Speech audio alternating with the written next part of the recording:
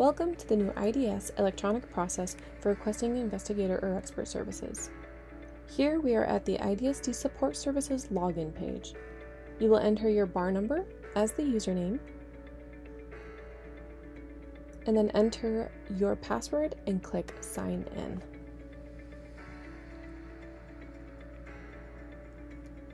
Once complete, you'll land on the dashboard here. We're going to select My Open Cases. This dashboard shows all the cases currently assigned to you. If your case is not listed here, you'll need to submit a JIRA ticket to the IDSD IT so the case can be added. We will begin by choosing the case we want to work with by clicking on the pencil icon. This will open the case details screen. From here, select Request an Investigator or Expert.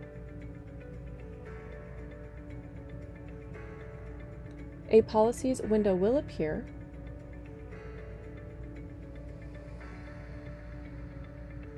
We will read this Policies window and select Yes to continue, as that answers the first question: do you agree to the policy and procedure listed above? You'll now be able to choose the type of request, so open the drop-down and select Expert. Next, indicate whether this is your first request for this case or a supplemental request. For this walkthrough, we are following the steps for a first request. If the expert you want to request is on the IDSD's approved list, select Yes. Here, for your convenience, we did attach a list of the experts and their area of expertise from the menu, which is where we will list it here after selecting Yes. You will then choose the expert's listed area of expertise from the menu, or type it in if the specialty isn't listed here. So we will go ahead and enter DNA. Once the specialty is selected, open the next drop-down to select the expert's name, and the rate of pay is auto-populated. We will now enter the number of hours we're requesting, so 10 here, and then provide a detailed explanation describing why expert services are necessary for your client.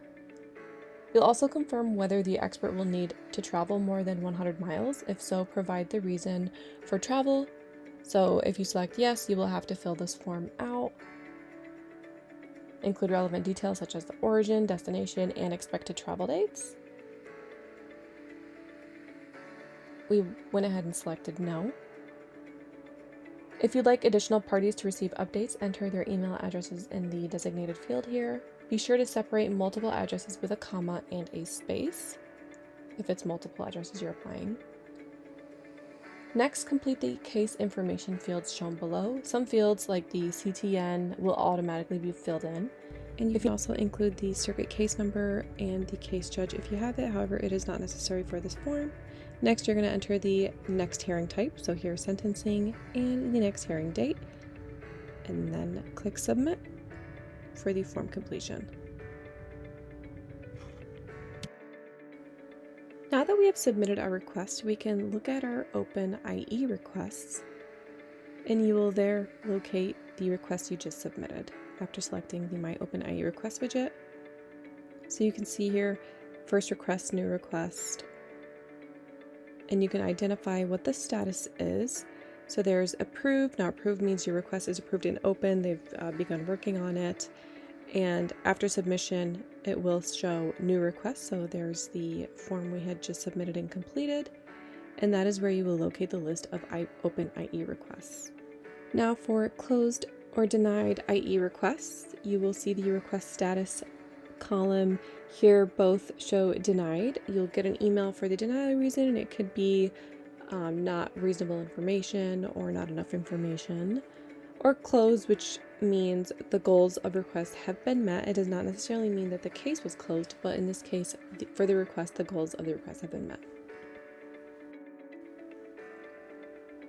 Now let's say that your expert was approved for 10 hours, but you need some additional hours. We will go back to My Open Cases to open the case we had just submitted and begin the supplemental request process to request additional hours. So you'll go ahead and select the case that we were working on by selecting by pressing on the pencil icon. After making that selection of the case you want to continue working on, this will bring up the case details. So from here, you will select Request an Investigator or Expert. So after selecting Request an Investigator or Expert, you'll also be asked here to review the policies and procedures. So go ahead and select Yes after agreeing to the policies. And then it will be Expert for the request type. And then select Supplemental Requests. So this tells the system that you are requesting additional hours on a case where services were already approved and performed.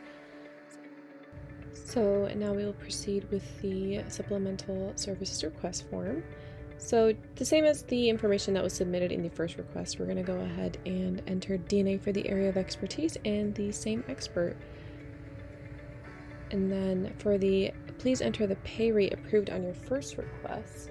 That may be different with the supplemental request depending on the amount that was approved for. And then the additional proposed hours. So we're going to go ahead and say 5 here. And then why are these additional hours needed? You will need to be very specific as to the request type and the reasons for additional hours. Proposed time in hours refers to additional hours only, so do not include hours that were already approved.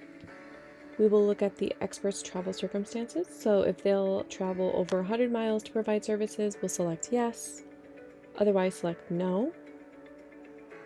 And then any additional emails that you would like to be notified for this submission. And that completes the supplemental request form submission for additional hours. You will then select submit and then submit again to complete the entire process. If you experience any technical issues with the support services software, submit an IDSD IT ticket or contact IDSD IT at waynecountymi.gov. Thank you.